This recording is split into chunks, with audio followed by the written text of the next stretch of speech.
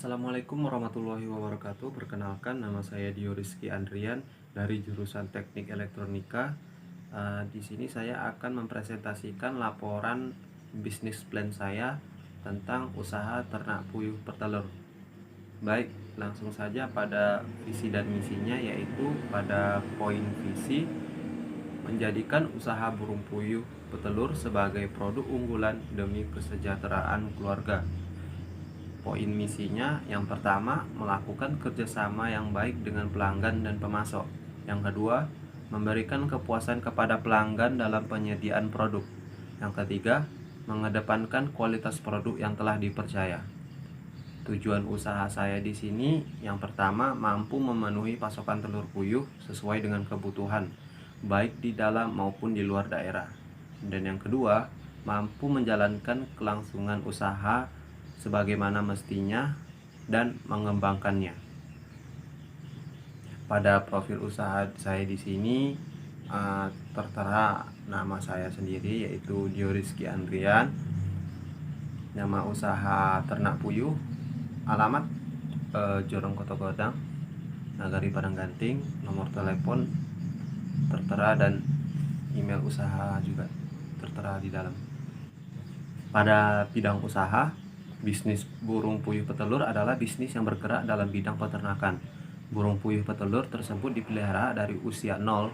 Usia 0 ini maksudnya dari awal menetas sampai kurang lebih 15 bulan. Usia afkir atau bisa disebut tidak produktif lagi. Bisnis burung puyuh petelur ini merupakan sebuah bisnis yang masih langka. Bahwasannya permintaan akan burung puyuh petelur terus meningkat, dan dari jumlah permintaan tersebut para pebisnis hanya mampu menyediakan 15%. Dari informasi dan kenyataan di lapangan ini dapat memberikan gambaran bahwa betapa penting akan adanya bisnis burung puyuh petelur ini. Dari sisi lain, dapat dikatakan bisnis burung puyuh petelur ini memiliki peluang yang sangat besar. Lanjut ke analisis SWOT. SWOT terdiri dari 4 analisis, yaitu strength, weakness, opportunity, dan threat. Yang pertama, strength atau keunggulan. Poin pertama, di daerah ini mempunyai cuaca yang cocok buat peternakan dan lahan yang masih banyak, dan masih belum ada persaingan dalam beternak puyuh. Yang kedua, dekat dengan negara tetangga sehingga produk dari puyuh ini dapat langsung bisa diekspor. Yang ketiga, banyak yang telah sadar bahwa telur puyuh ini mempunyai nilai gizi yang sangat tinggi. Yang keempat, pemeliharaan yang sangat mudah dan perawatannya tidak begitu merepotkan. Yang kedua, weakness atau kelemahan, kurangnya pakar-pakar peternakan yang bisa dikonsultasi jika terjadi masalah. Yang ketiga yaitu opportunity, yaitu dapat menguasai pasar di sana, baik di luar negeri ataupun domestik. Mempunyai kesempatan untuk membuat yang lebih besar karena baru kita sendiri yang beternak puyuh, menjadi pembuka gitu. Yang keempat yaitu threat atau ancaman.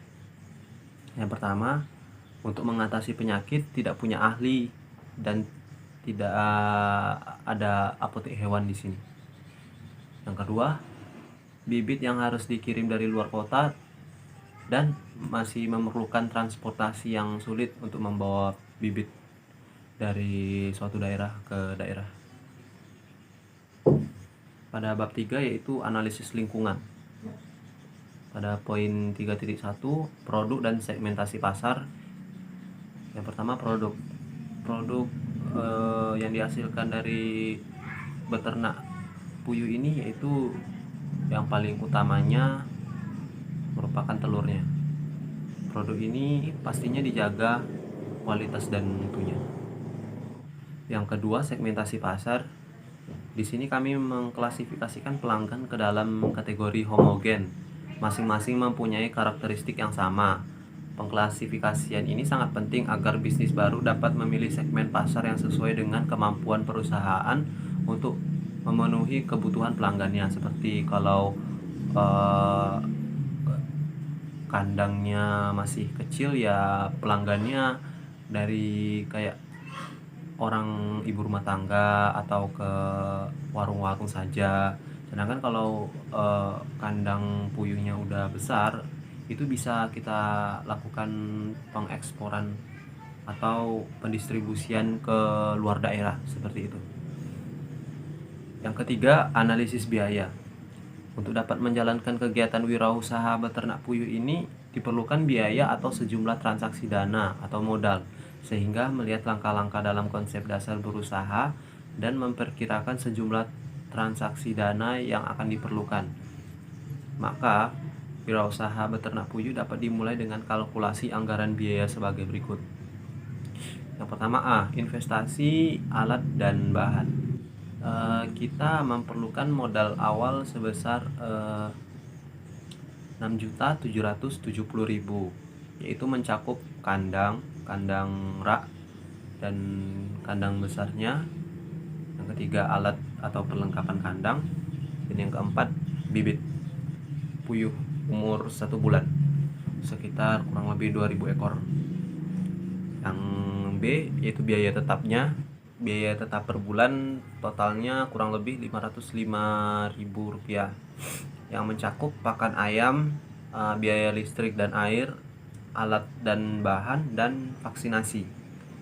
Yang ketiga biaya tidak tetap. Biaya tidak tetap sini mencakup anggaran sebanyak 425.000. Di antaranya ada konsentrat dan obat-obatan. Konsentrat sekarung dan obat-obatan 1 set. Pada poin kelima yaitu pemasukan. Pemasukan pada usaha ini yaitu dalam penjualan telur puyuhnya. Burung puyuh dalam sehari dapat menghasilkan 1 butir telur, dan tadi bibit yang kita alokasikan sebanyak 2.000 ekor bibit. Jadinya dalam sehari kita bisa meraup keuntungan sebanyak 440.000, dan jika dikalikan dalam 1 bulan keuntungannya bisa mencapai 13.200.000. Keuntungan atau laba yaitu pendapatan selama 1 bulan. Jadi keuntungan bersih dalam 1 bulan 13.200.000 dikurang 930.000, hasilnya 12.270.000. Lanjut ke pelaksanaan wirausaha. Langkah awal untuk berternak puyuh yang mesti dipersiapkan diantaranya lahan, kandang, bibit, pakan, alat peternakan, dan perlengkapan lainnya. Pada poin A, penyiapan dan peralatan. 1. Perkandangan. Dalam sistem perkandangan yang perlu diperhatikan adalah temperatur kandang yang ideal atau normal berkisar 20-25 derajat Celcius. Kelembapan kandang berkisar 30-80%, dan penerangan kandang pada siang hari cukup 25-40 watt, sedangkan malam hari 40-60 watt. Hal ini berlaku untuk cuaca yang mendung atau musim hujan. Tata letak kandang sebaiknya diatur agar sinar matahari pagi dapat masuk ke dalam kandang. Lanjut pada poin peralatan. Perlengkapan kandang berupa tempat makan, tempat minum, tempat bertelur, dan tempat obat-obatan. Yang ketiga, penyiapan bibit. Yang perlu diperhatikan oleh peternak sebelum memulai usahanya adalah memahami 3 unsur produksi usaha peternakan, yaitu bibit atau pembibitan, pakan, dan pengelolaan usaha peternakan. Pemilihan bibit burung puyuh disesuaikan dengan tujuan pemeliharaan. Ada 3 macam tujuan pemeliharaan burung puyuh, yaitu yang pertama untuk produksi telur konsumsi. Dipilih bibit puyuh jenis ketam betina yang sehat atau bebas dari karier penyakit. Yang B untuk produksi daging puyuh. Dipilih bibit puyuh jantan dan puyuh petelur afkiran. Yang C untuk pembibitan atau produksi telur tetas. Dipilih bibit puyuh betina yang baik produksi telurnya dan puyuh jantan yang sehat dan siap membuahi puyuh betina agar dapat menjamin telur tetas yang baik. Yang keempat, pemeliharaan. A. Sanitasi dan tindakan preventif. Untuk menjaga timbulnya penyakit pada pemeliharaan puyuh, kebersihan lingkungan kandang dan vaksinasi terhadap puyuh perlu dilakukan sedini mungkin. B. Pengontrolan penyakit. Pengontrolan penyakit dilakukan setiap saat dan apabila ada tanda-tanda yang kurang sehat terhadap puyuh harus segera dilakukan pengobatan sesuai dengan petunjuk dokter hewan atau dinas peternakan setempat atau petunjuk dari poultry shop. Yang C. Pemberian pakan. Pakan yang dapat diberikan untuk puyuh terdiri dari beberapa bentuk, yaitu bentuk palet, remah-remah, dan tepung. Karena puyuh yang suka usil mematuk temannya akan mempunyai kesibukan dengan mematuk-matuk pakannya. Pemberian ransum puyuh anakan diberikan 2 kali sehari, yaitu pagi dan siang. Sedangkan puyuh remaja atau dewasa diberikan ransum hanya 1 kali sehari, yaitu di pagi hari. Untuk pemberian minum pada anak puyuh bibitan itu pemberiannya secara terus-menerus. Yang D. Pemberian vaksinasi dan obat. Pada umur 4-7 hari, puyuh divaksinasi dengan dosis separuh dari dosis untuk ayam. Vaksinasi dapat diberikan melalui tetes mata atau air minum. Pemberian obat segera dilakukan apabila puyuh terlihat gejala-gejala sakit dengan meminta bantuan petunjuk dari PPL setempat ataupun dari toko peternakan yang ada di dekat Anda. Yang kelima, persyaratan lokasi, yaitu lokasi jauh dari keramaian dan pemukiman penduduk. Lokasi mempunyai strategi transportasi, terutama jalur-jalur pemasaran. Yang ketiga, lokasi terpilih bebas dari wabah penyakit. Yang keempat, lokasi bukan merupakan daerah rawan banjir. Lanjut, rencana pemasaran produksi hasil budidaya. Yang A. Tujuan pemasaran, yaitu mempertahankan pertumbuhan yang positif pada setiap bulannya. Yang kedua, mencapai pendapatan yang stabil. B. Penetapan harga. Harga untuk produk yang ada pada umumnya dijual menggunakan satuan kilogram. Kami tentukan berdasarkan harga di pasaran pada umumnya.